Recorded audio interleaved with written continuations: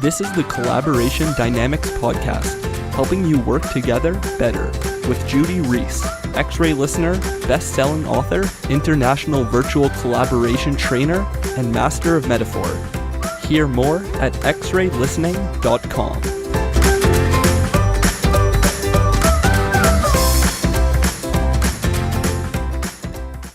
Hello and welcome to the Collaboration Dynamics Podcast. With me today, I've got Paul Crick. Paul, would you like to introduce yourself? Hello, Judy. It's lovely to chat to you. Thank you. So I wear many hats, which requires collaboration and organisation. So I work for IBM. I'm the music industry lead for their consulting practice in Europe. I'm also involved in an amateur orchestra, so I sit on the board as a non-exec director for that, helping them with their strategy. I also am a founding member of a free school here in Nottingham, providing an opportunity for youngsters who are challenged by their initial background in their development years, and we provide them a place to go and discover themselves and get back on track. That's probably enough for now, I think. I have fingers in many pies. That is a lot to go at, and I'm already itching to ask you questions about that. But before I do that, let me ask the question that I've started each of these interviews with. When you are collaborating at your best, you are like what? I think if I was to answer that, I was thinking that coming into it, I would say like a surfer who's caught the perfect wave. That would be my answer. Yes. So if you imagine sort of being in the pipe on your surfboard and perfectly positioned, and you've hit that optimum place of speed where everything comes together at once, and there's balance, and it looks effortless, and it looks quite beautiful, because usually when you see these films of surfers in the pipe, it's usually in slow motion, and it's absolutely staggering. To watch and exhilarating as well. Having managed to get up on a surfboard, I actually know what that feels like. I've never done it in the pipe, but I certainly caught a wave or two.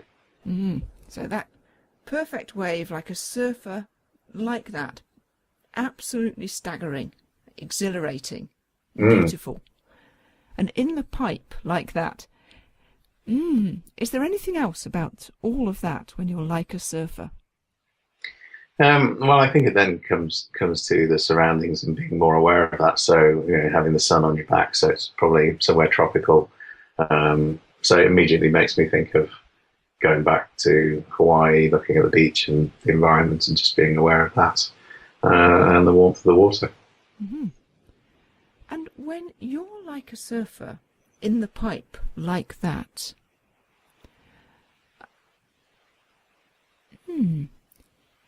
what happens to collaboration? Collaboration disappears, which might seem like a funny answer, because instead of trying to do it, it's happening. It's effortless, and it isn't something you need to focus on. You don't need to think about, am I is collaboration happening? Because it just is. That's interesting. So you don't have to think, is it happening, because it just is. Correct. Yeah, you trust. It's almost like you trust the process, and the process happens.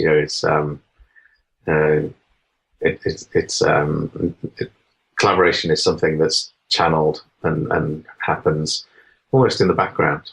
And so when you're when that's happening, when you're like a surfer like that in the pipe, your attention is on your surroundings, on the sun on your back and so forth, and not on the collaboration itself. It's just being in the moment, really in the moment, and not worrying about, is this happening? Is that happening? What happens next? Which way up am I? Do I look good? Am I making myself good? Am I being admired? All those kinds of things. It just is. And when it just is like that, and you trust the process, and you're really in the moment, Well, I suppose the obvious question is, what needs to happen for you to be like a surfer like that? A surfer that's caught the perfect wave. What needs to happen when would be my question. As a general answer, you probably need to trust. Trust yourself. Trust your surroundings. I think that's a big thing. I think you need to get out of the phrase I sometimes use is get out of the way of yourself, which could be your ego or the thing that that's trying to control you. It's almost to sort of change analogies for a minute.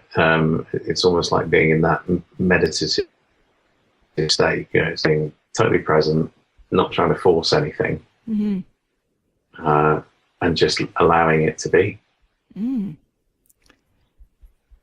So your question was, what needs to happen when? And I suppose when you are like a surfer who's caught the perfect wave, then it's like being in a meditative state. Yes, it is. It is a phrase I saw the other day, which I really liked. It's stillness in motion. It's being in that still place, accepting, allowing things to flow, but being in motion at the same time. So that collaborating, that action, that surfing on the surfboard, it's that place. Some people call it the zone, but that's what's in my mind's eye. So when that's what's happening when you've caught the perfect wave, what needs to happen, or what circumstances need to be in place such that that state can occur? That's a good question, because it will vary, and the immediate instinct would be to say, oh well, these things outside of me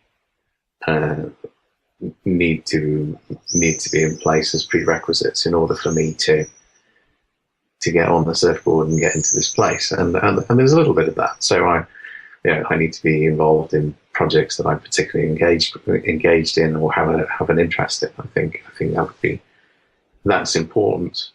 But I think most of it comes down to how you are yourself, and taking responsibility for that, to say, can I find that space where I can get out of the way of myself in this situation, and allow that, and allow whatever is going to happen, and collaborate. I think what happens is we all try too hard to collaborate, instead of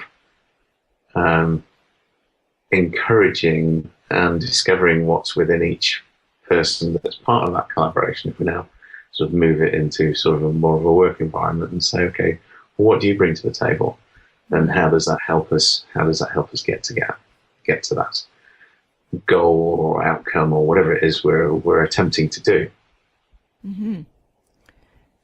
So what needs to happen to discover what each person brings to the table? Well, I think you need to be in a place where you're ready to listen rather than speak first. I think there needs to be some common accord around why it is people have gathered together to do things. I think there also needs to be some pre-framing of what it is the particular collaboration is trying to achieve, either in a specific session or in the wider scheme of perhaps a project or something like that.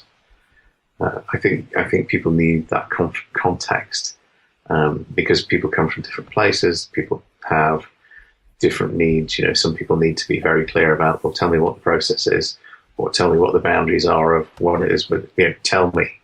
Whereas other people are sort of prepared to walk into a situation and allow it to evolve and roll with it, for want of a better expression. I'm imagining that would be particularly so in the music industry, that some people would want to be told what the boundaries are, and other people would fight tooth and nail for them not to be told what the boundaries are?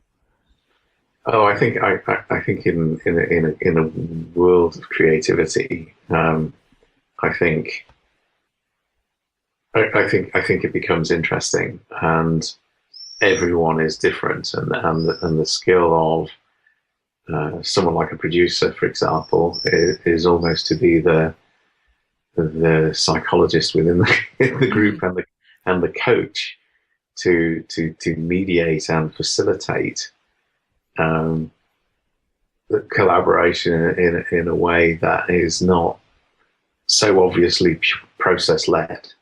First you do this, then you do this, or so obviously.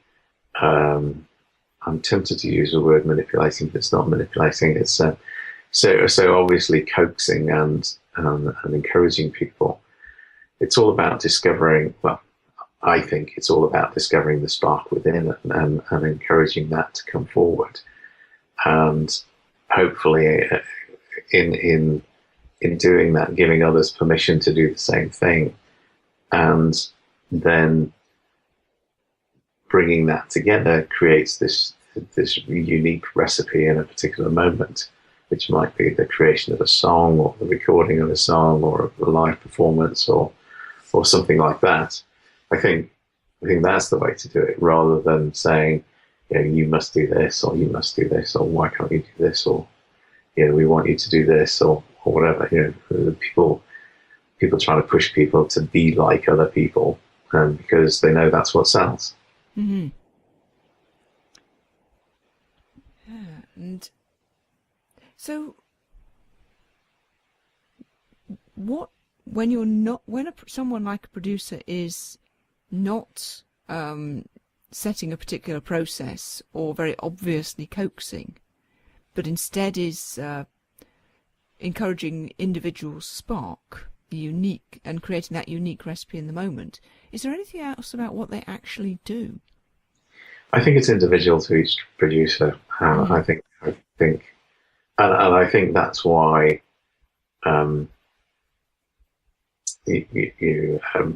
bands work with different producers and get different results. Mm-hmm. Partly through their ways of working, partly through their ability to collaborate, for want of a better term, and partly for their track record. If they specialize in a particular genre and that's what the genre that you're in, and you want to work with that individual to get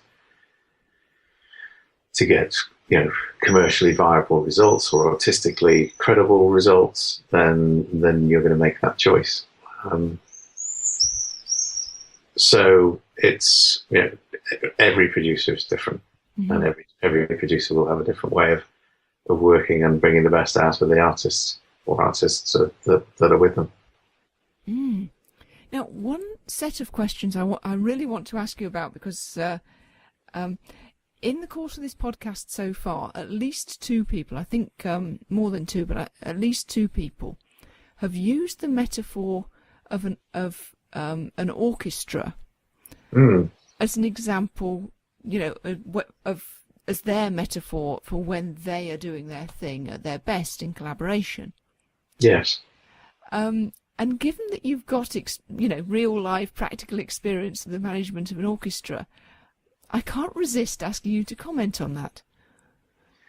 Oh boy, I think it's a deceptive metaphor. I think at a surface level, it's very helpful in that you have, anywhere between 20 and 60 players, different instruments, different personalities, different moving parts being brought together under the baton of a conductor, whose job is to get the best out of that ensemble, to produce the best, to recreate the best version of a piece of music that can be done with the standard of competency in the orchestra in each of the chairs to make a harmonious sound. So I think that is certainly what you're trying to do in a collaborative situation, and it's a good metaphor. I think all the problems that you have in an orchestra in collaboration magnifies into sometimes some of the problems you have collaborating in other contexts, sort of small one-to-one meetings or project management in a work situation. So the parallels are interesting in terms of people getting in the way of themselves, or people pushing themselves out and wanting to look good, and trying to get all the solos, or people drawing attention to themselves, particularly if they're not soloists, that kind of thing. But I think what's interesting with the orchestra I work with, we have a secondary purpose, which is not just to play good music to entertain people, but it's actually a way of providing work experience for the long-term unemployed. So they come and join and be part of the orchestra in a volunteering role, and develop real-world experience in marketing or social media or logistics or fundraising, or some of the commercial aspects of the orchestra, and are able to put that on their CV. So one of the primary functions of the orchestra actually is to be a vehicle to help people back into work, and we've got a very strong hit rate in terms of doing that. So that changes the emphasis in the way it gives you something to focus on besides simply making music. We make music, and because of that, we're able to help the long-term unemployed back into work. And what difference does that make when you have that other purpose? I think it helps you cut through some of the conflicts that arise. It's able to draw you back to that higher purpose of, okay, guys, remember why we're doing this. And it's a great leveler in that respect, because artistic differences can appear quite quickly.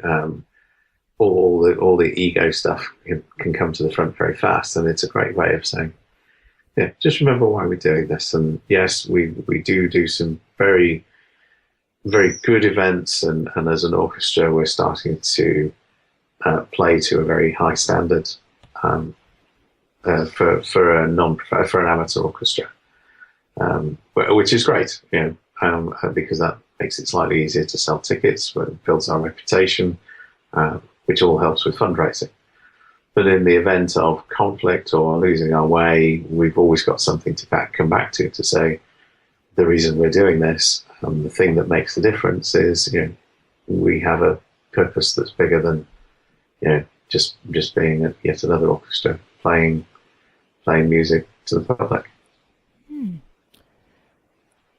That's very interesting. I'm curious about, so that's, there's always something to come back to, that idea.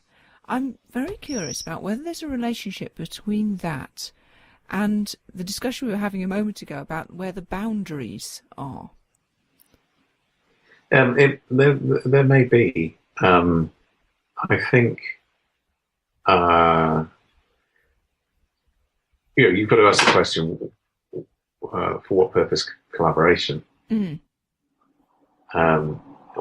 Why are you doing it? What is the purpose? And to some extent, that will set some boundaries, I think. I think it's helpful when the purpose is bigger than you, because it's helpful in the sense of getting to the point where you take yourself out of the way of yourself more quickly than perhaps you would if that purpose was just to, purpose for doing this is to go and get famous, or to go and make money, or something that perhaps didn't have quite the same depth to it. I'm not decrying that. There's nothing wrong with those things. I just think it's easier. I think it provides a stop valve that you can turn in the event that the collaboration itself loses track, falters in some way, or loses momentum. And then there's a stop valve you can turn and just then go back to that purpose that's bigger than you. Yes. Mm-hmm. No, that's what I would argue. Yes. Now, one thing I want to ask about, which is a metaphor you've used more than once, which is about take yourself out of the way of yourself. Mm. And people say that, and we don't often pay much attention to it, but I'm really curious, because you know that metaphor is my thing, and we've talked about this kind of thing before. So when someone takes themselves out of the way of themselves, how does that work? That's a great question. And what I'm exploring and trying to codify,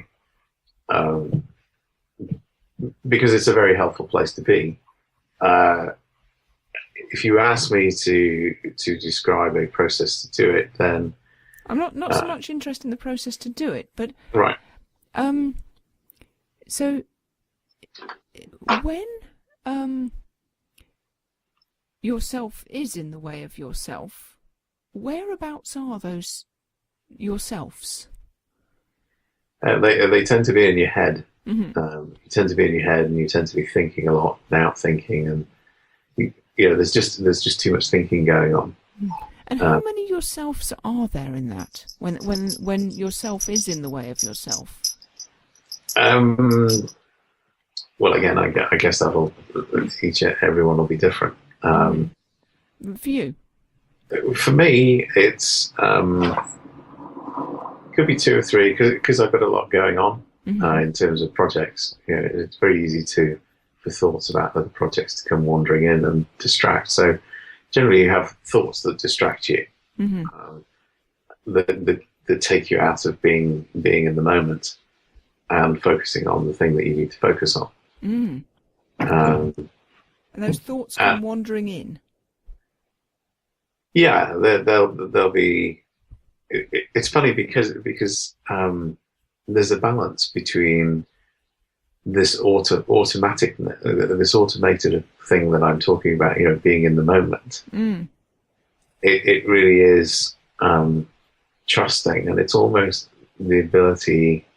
So it's like playing a musical instrument, for example, and watching and deliberately thinking about where your fingers are going moment to moment, versus simply letting that happen and trusting that will happen.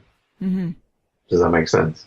Because that's the difference. Is if you can trust, now you need sufficient awareness. It's almost like you've divided your attention.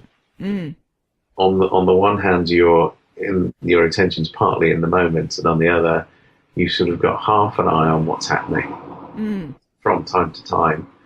So if there's a tricky passage you need to play, then you might actually need to watch what's happening. But if you think about it and try to force it, or start to become concerned about it, then it's almost like using the negative. It's like, don't make a mistake. Oh, guess what's happened? You've made a mistake because you're simply thinking about it too hard. So that there's a sort of right hardness in terms of how much you think about it. Yes, and right level of attention, really. It's the ability to take that observer's position and watch yourself doing it, but not pay enough attention to it to be distracted. It's tricky to describe, and to be honest, you have to experience it. And when you experience it, then it's like you're a surfer that's caught the perfect wave. Kind of, yeah, exactly. And then, so when you described that earlier, you described you described it as being beautiful. And I think you described it as being beautiful sort of from the outside, from an observer's point of view, as well as the experience of being in the pipe. Oh, absolutely. And also from inside, because and this is where it all starts to get a bit woo-woo, and I'm not sure that's where you want to go, but I'll go there for a minute. It's almost, it's kind of like you become part of everything else, for a moment, and disappear. And that's when you take yourself out of the way of yourself. I believe so, yes, in the way I like to think about it, yes. That is so interesting. Thank you very much indeed for that. And we're coming to the end of our time, so we're going to have to leave it pretty much there. Before we finish, if people want to contact you or find out more about the kind of things you do, how can they find you? Well, there's a couple of places.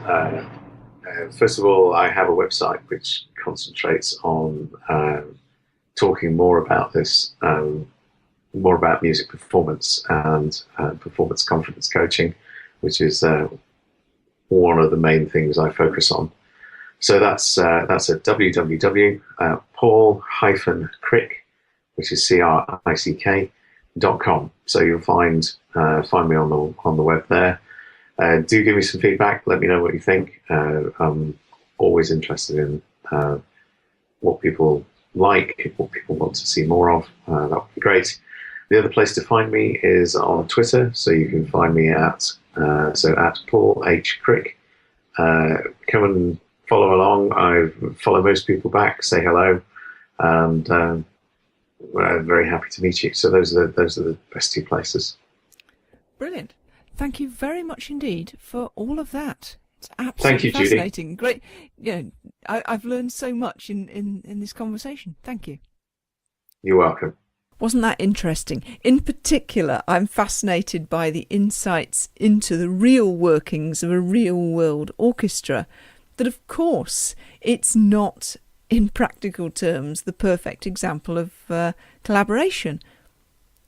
As with any group of real human beings, there are tensions, there are conflicts, there are difficulties. And as with any group of human beings, one of the ways to pull people back from the conflict is to draw their attention to a purpose higher than themselves. So I loved that part of the conversation with Paul. And another part of what he knows so much about, the art, the practice of practical creativity, how a producer coaxes without coaxing obviously. Somehow they draw out the spark, draw out the individual inspiration without forcing any kind of process. And this idea of taking yourself out of the way of yourself seems to be emerging as a theme across several of the interviews I've done so far. It seems that when people are collaborating at their best, their attention is not on the collaboration, but much more on, in the moment, on the joy of doing whatever it is they're doing together. And, of course, there are necessary steps that have to happen beforehand that make that possible. What questions do you have about collaboration? I'd love to get them answered with my next interviewees. So if you're curious about some particular aspect of collaboration or about collaboration in some particular circumstance, do get in touch. You can contact me via the website xraylistening.com.